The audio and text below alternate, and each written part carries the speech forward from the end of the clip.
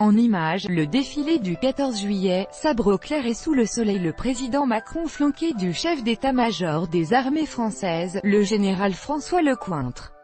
Autour d'eux, la garde républicaine.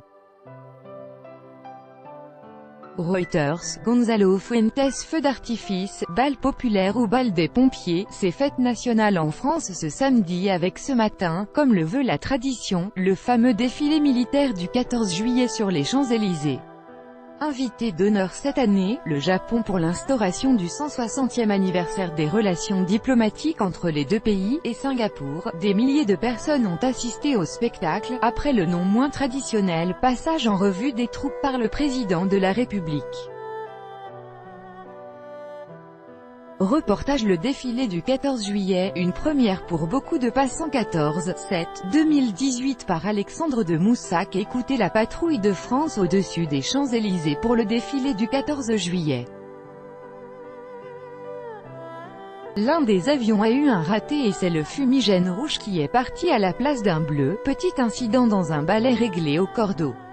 Reuters, Gonzalo Fuentes. Les avions de combat français, dont les Mirage 2000. Reuters, Pascal Rossignol. L'Airbus A400M au-dessus de la place de la Bastille.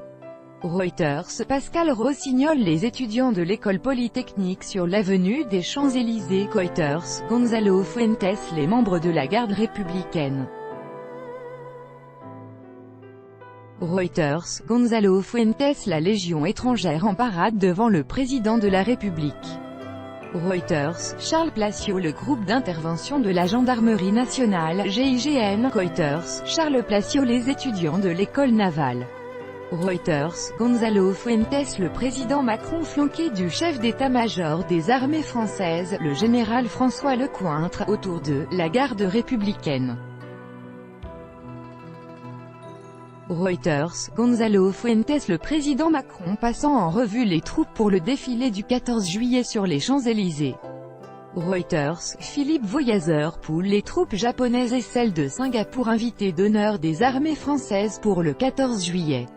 Reuters, Charles Placiot. Les chars de combat. Reuters, Gonzalo Fuentes.